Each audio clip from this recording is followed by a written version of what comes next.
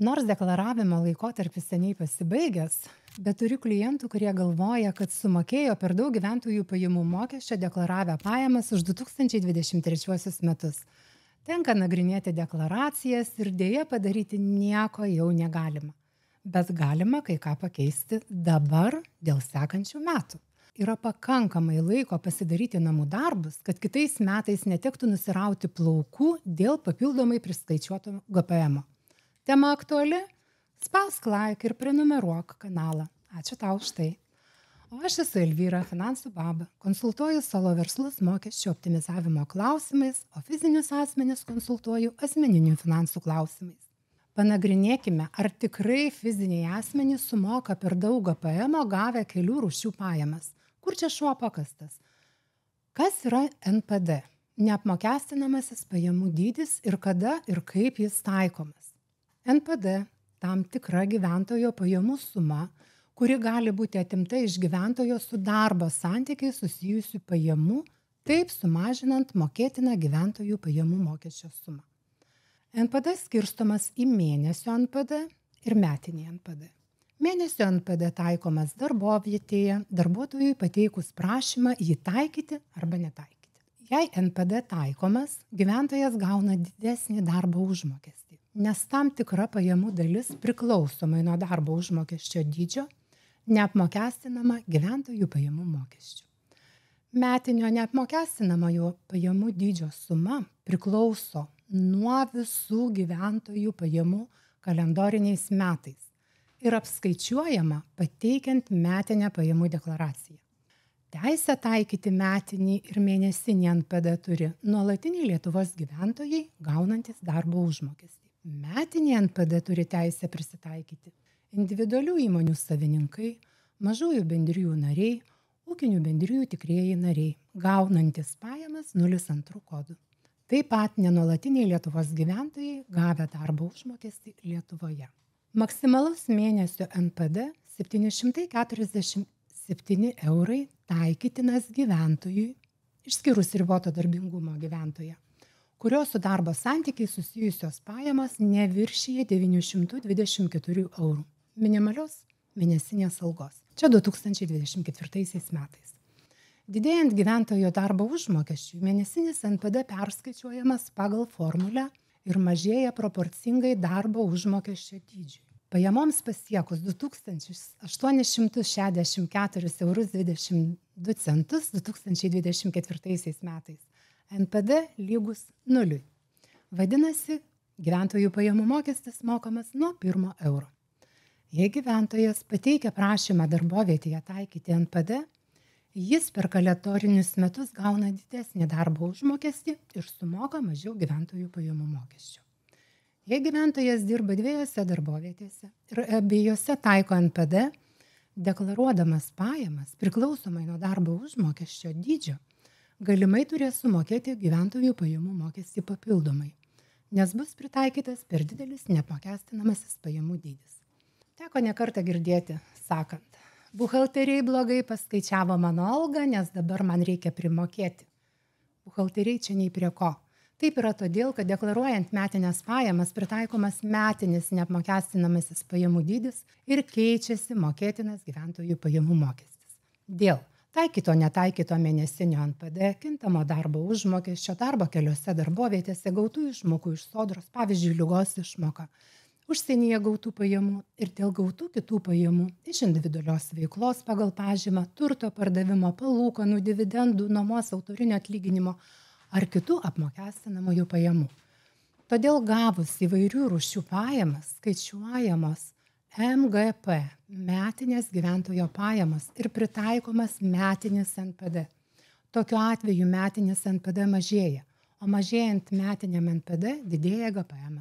Metinėms gyventojo pajamoms pasiekus 34 370 eurų ir 67 centus, metinis NPD netaikomas.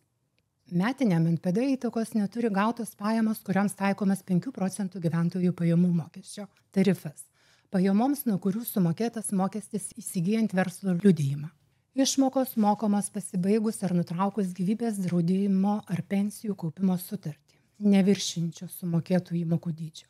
Metinis NPD netaikomas iš viso, jei nebuvo pajamų susijusių su darbo santykiais. Panagrinėkime konkretų atvejį, kaip gavus skirtingų rūšių pajamų keičiasi metinis neapmokestinamasis pajamų dydis ir gyventojų pajamų mokestis. Ponia Aldona 2023 metais gavo 10 080 eurų darbo užmokesčio. Tai yra 840 eurų per mėnesį. Tai minimali alga buvusi 2023 metais. Kas mėnesį taikydavo 625 eurus neapmokestinamąjį pajamų dydį.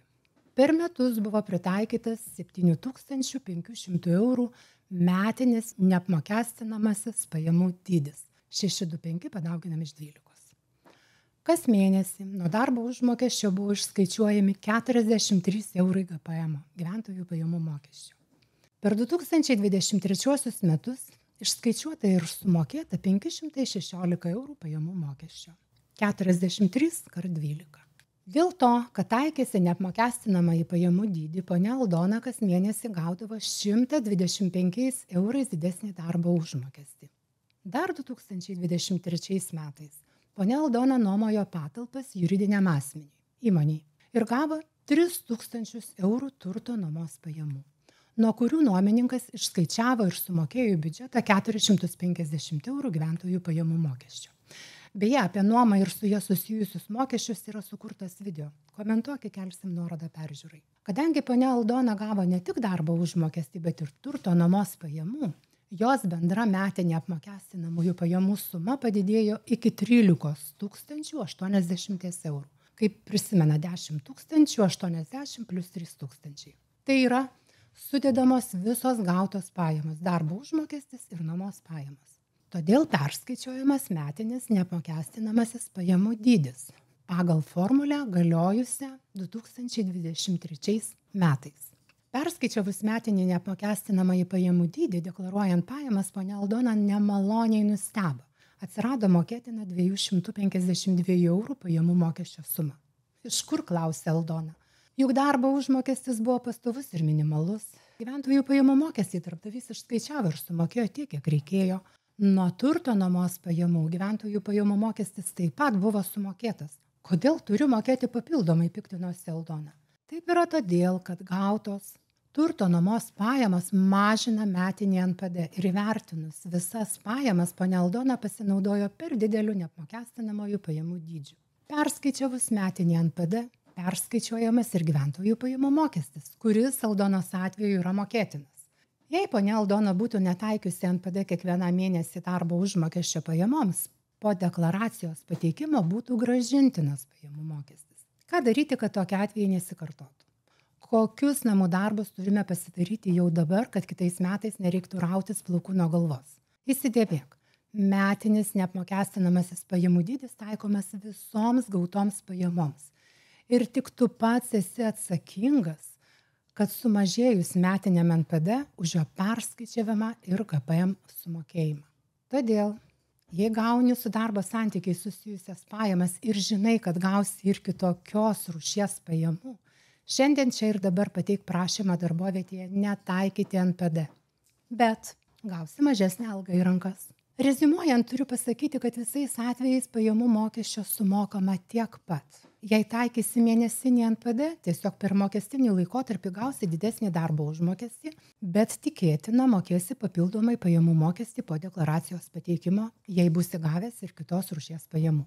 Netaikysi NPD. Po deklaracijos pateikimo tikėtina bus mažesnis mokėtinas pajamų mokestis, nes bus jį sumokėjęs metų eigoje. Dar primenu, kad susimažinti mokėtiną gyventojų pajamų mokestį gali sudaręs trečios pakopos pensijų kaupimo sutartį arba investicinio gyvybės draudimo sutartį. Jei visgi nori kiekvieną mėnesį gauti didesnį darbo užmokestį, NPD sąskaitą, turėsi prisiimti daugiau atsakomybės ir reikės dar labiau fokusuotis į tai, kaip tinkamai valdyti savo asmeninius finansus. Tai reiškia dalį pinigų atsidėti rezervams, pramogoms, brangesniems pirkiniams, mokesčiams, geriems darbams, edukacijai ir investavimui. Ta turėtų daryti kiekvienas žmogus, tik kažkodėl nedaro.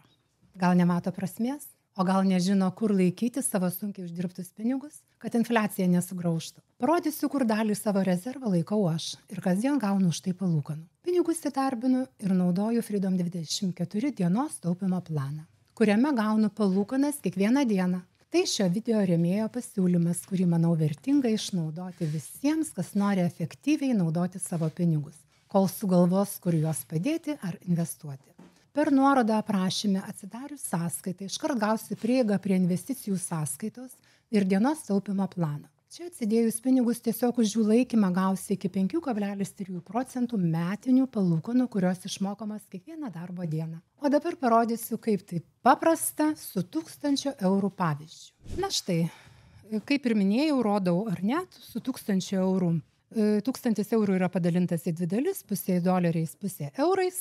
Ir štai, kaip atrodo kiekvieną dieną kapsiukai. Man labai patinka, kai mano kolegos vadina tai kapsiukais. Toks geras žodis. Štai pažiūrėkit, kiekvieną mielą dieną mano sąskaita pasipildo po kažkiek tai, ar tai euro, ar tai dolerių centų. Viskas paprasta. Jeigu baba gali tai padaryti, tai ir jūs galite. O visiems naujai užsiregistravusiems nuo gegužės 1 dienos iki rugpjūčio 31 dienos už sąskaitos papildymą papildomai galima gauti iki 20 akcijų dovanų, kurių kiekvienos vertė gali siekti 800 eurų. Tad nedvejok ir išnaudok šią progą, kol tokia yra.